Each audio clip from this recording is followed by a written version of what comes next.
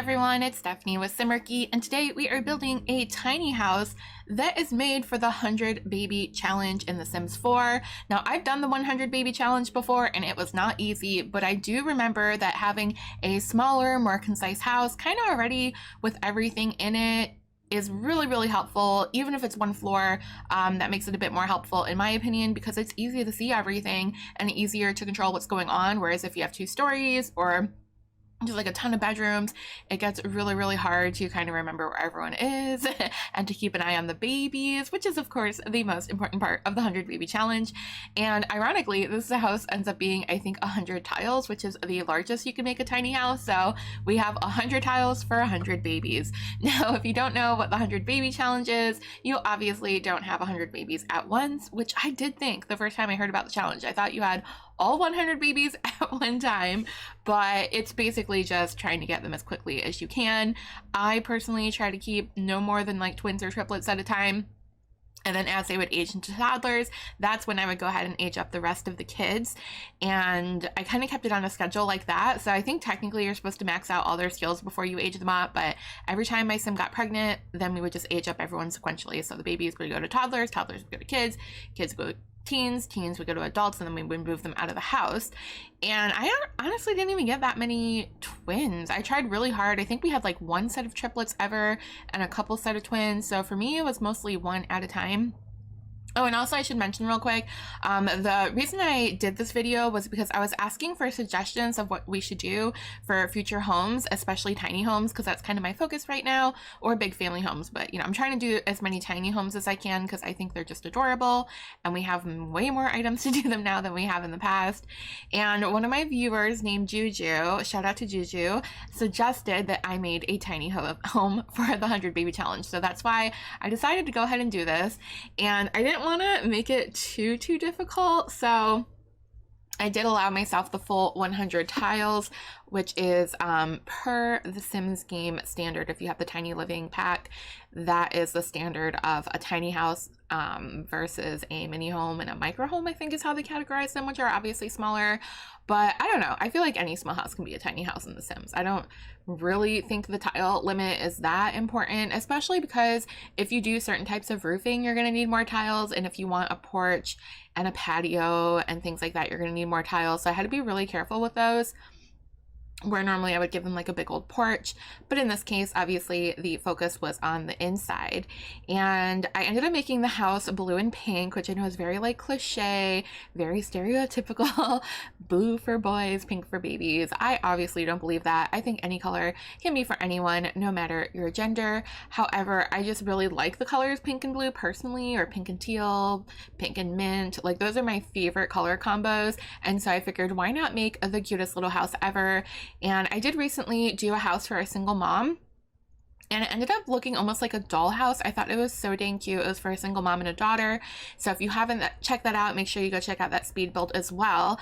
And I just kind of like the way it came out. So I wanted to go along with like this dollhouse feel again. Obviously it's not the same shape as a dollhouse would be, or the dollhouse challenge where you actually have like cutouts in the wall, but I just thought it gave like sort of that appeal with the pink windows and again the blue paneling and the cute little picket fence. So that's kind of the inspiration I was going off of.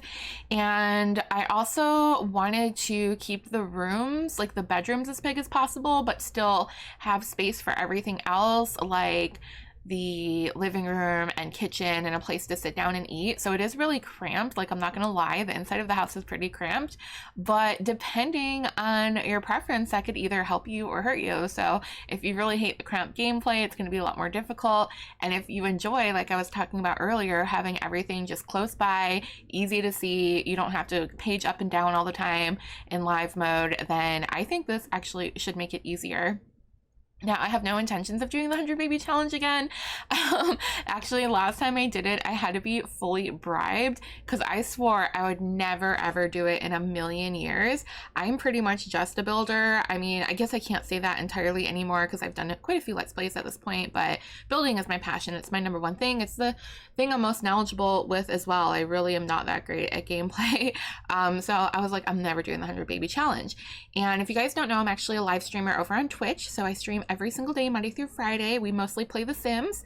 We also do crafting. We make greeting cards and art journals, and we are thinking about doing pretty soon a 30-day challenge where every day I try something different related to arts and crafts and hobbies. And I'm getting a little bit off track here, but if you're into that kind of stuff and obviously The Sims, make sure you come give me a follow at twitch.tv/Simarchy, and the link is in the description as well if you forget that. And yeah, I love talking to you guys and getting to meet you. A lot of you have come over to Twitch from YouTube, and a lot of you have come to YouTube from Twitch, so having that crossover is really nice. Like, I love that I get to share two sides, not two sides, but you know what I mean. Like, you get to on YouTube get more informational videos because I do a ton of tutorials and speed builds and such, and then on Twitch we really get to just like talk and hang out, and it's more about interacting with the viewers. So yeah, so the reason I brought that up is on Twitch is where people kept asking me to do the 100 baby challenge, and again, I was adamant, no way, no how, never. However, this was a few years ago, and I was getting ready to go to TwitchCon, and we were doing like stretch goals. So every goal that we hit was for something specific, like the TwitchCon tickets, the airplane tickets, spending money, food money, things like that.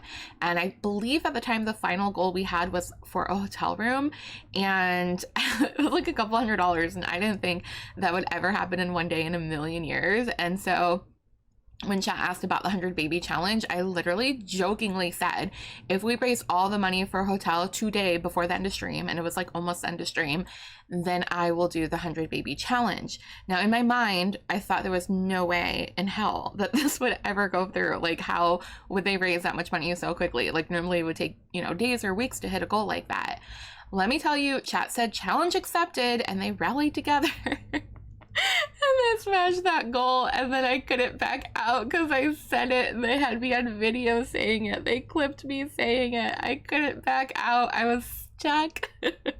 So true to my word, I did the 100 baby challenge, and I did warn them that I was able to, like, you know, quit at any time because I thought this was going to be the most frustrating challenge in the world, and it was pretty bad. However, ironically, I ended up enjoying it. I liked the challenge.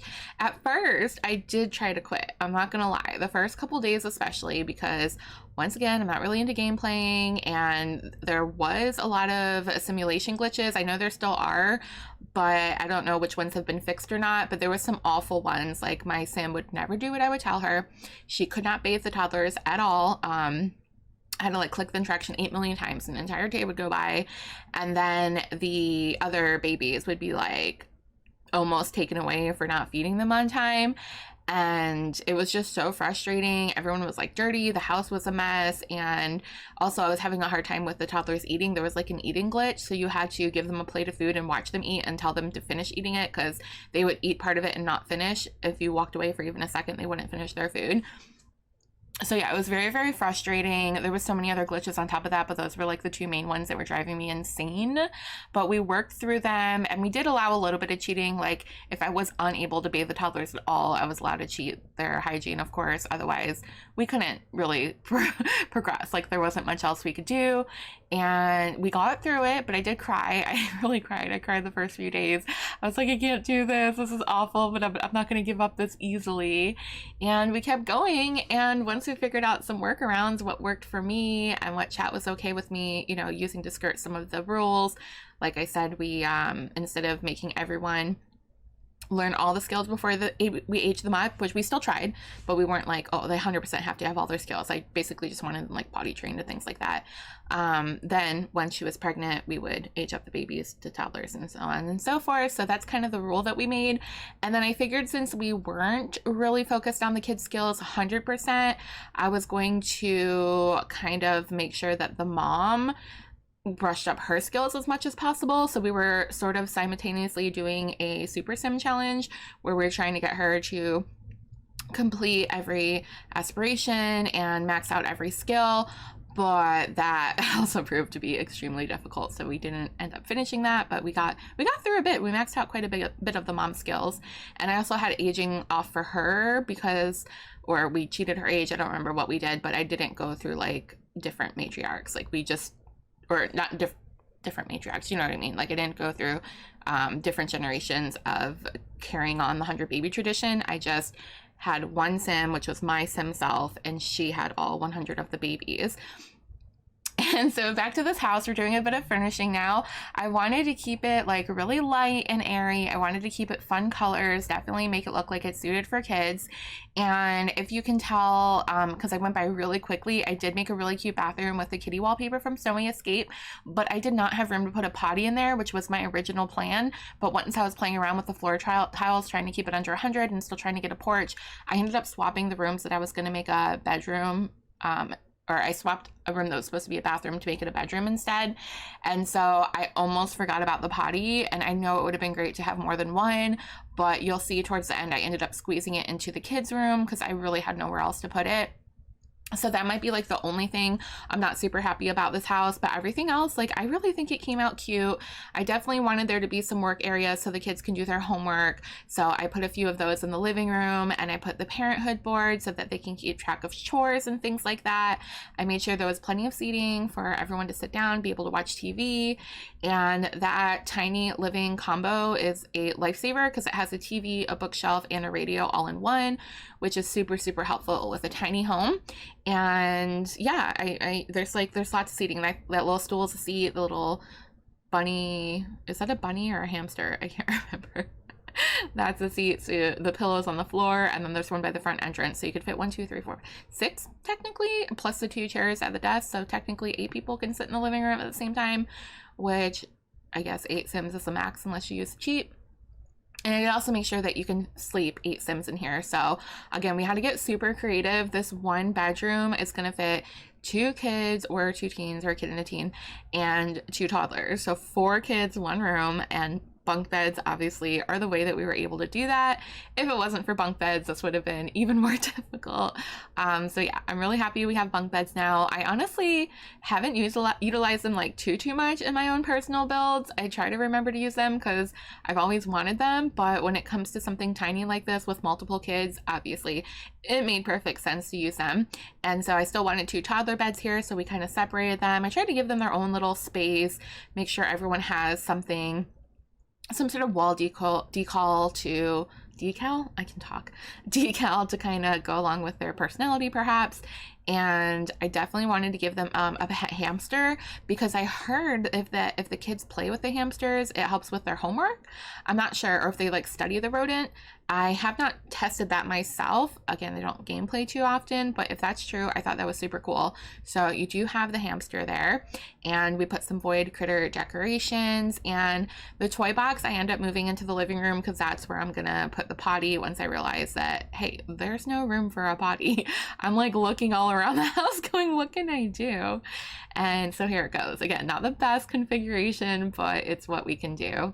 And I don't even know if that mirror works with the toy box there, but let's hope it does, because besides the bathroom mirror, I think that's the only other mirror in the house. And yeah, I really like the kids' room. Bright, colorful, enough for 4 kids, and a potty. Oh, and I did make sure to put like the night lights so they shouldn't have any nightmares. And the kitchen now is way smaller than I hoped as well, because I wanted to fit some sort of seating area so we can eat. Obviously, you won't be able to have 8 Sims eat at once, but they can eat on their beds. They can eat standing up. I think they can eat on the couch. So there's plenty of places. They don't have to sit here. And we do have a whole outdoor eating area as well outside in the backyard. So I just wanted to get one in here, and I did player test it, as you can see, to make sure that it worked. I know it looks like it doesn't, but I promise you, as long as the Sims have half a tile to walk through, it functions. So we do have a seatable 4 seats. A seatable 4 seats? I don't know what I'm trying to say. You can definitely fit 4 people on that table. And I did not put a high chair because when I was playing the 100 Baby Challenge, I remember it was super glitchy and the high chair was just completely useless. There was no point in even trying to use it. It was better to just put food on the counter and have your toddler come pick it up, or directly like put it in their inventory and have them eat it that way. And so that's why I didn't put a high chair. Plus I could have replaced one of those chairs. You can replace one of those chairs with a high chair if they work fine for you, or if they work fine now, but I just was not sure. And I remember that being a huge issue when I played. couple years ago, so hopefully it's fixed by now. And I also made sure to give them the best of the appliances that I could. I don't know if every single appliance in bed is top notch, but anytime I did get a chance to sit down and look at like the energy rating or, you know, the likeliness of it to break down, I think like level 10, I was trying to give a lot of them so that you aren't constantly struggling with things breaking in the house. Of course, it'll still happen, but you know, it's just more likely that it won't. Excuse me. Just burped. Luckily that wasn't loud. And for the bed, for the mom, I made sure to give her one that had maximum energy as well, because once again, I just want to make sure that it's as easy as possible for your gameplay if you're using this. And I did put those Sims 3, well, they're Sims 4 Plumb Bob lights, but you get the Plumb Bob lights if you have Sims 3 packs attached to your Origin account from your Sims 3 old account. I don't know if they still do that, but I was able to unlock all of them because I had all the Sims 3 packs, and those particular ones put off a romantic aura. So I figured that would be perfect for a 100 baby challenge house to have the romantic aura. And I did initially give the mom an easel and a computer desk, but then I realized there's no place for a crib. So we're going to end up moving these. The easel's going to go outside. The laptop's going to go on the kitchen table, which is super annoying, but yes, they can go in their inventory and then they can pull it out when they need it. And technically, I think she could be able to sit at the kids' desks in the living room if she really wanted to. And we end up putting 2 cribs here, which, yes, I know you get cribs for free from the hospital. However, sometimes you just want to do a home birth, and also it looks cute. You know, I build for aesthetics usually, so I definitely wanted to show this is where your baby cribs can go. And then I decided to put some more toys for the toddlers around, like the building blocks helps with their skills, and the tablets, of course. And I did get a lot in the backyard. Like, honestly, the backyard is probably like the main hub where the kids are going to hang out. We have a swing set, the monkey bars. We have stuff for the toddlers as well. I have a sandbox that actually functions if you have island living and you use the sand terrain paint. The kids can actually build sand castles and stuff. There's a dollhouse out there, a puppet show. I mean, all sorts of things. There's a barbecue grill, and again, like a really big table where they can sit and eat. I even put like the kids' lab table out there and some crafting areas. So yeah, there's a woodworking table, a chess table to help with skills and handiness. I really try to think of everything. There's even a guitar and the cute tent from the what was the pack that we got that in? Dream Home Decorator, I think, like that cute little toddler tent. So here are the screenshots so you can see everything. I think I did a good job. If you think that I missed anything important though, or if you would have done something way differently, please let me know in the comments below. And if you have another idea for a new video, let me know. And oh my God, I forgot to give you guys a secret keyword to type in the comments. So today's secret keyword is popcorn because the popcorn machine helps with the babies or the toddlers when they need food. They can get it themselves usually. So if you can use the word popcorn or come up with a clever sentence using the word popcorn in the comments, that'll show me that you've actually watched all the way through, which I super appreciate. And you can download the house on the gallery with hashtag Simarchy or user ID Simarchy123 for your 100 baby challenge. And again, give me ideas for more builds in the comments below because I love to hear from you, and make sure to subscribe if you haven't already. I hope you guys have a wonderful, wonderful day.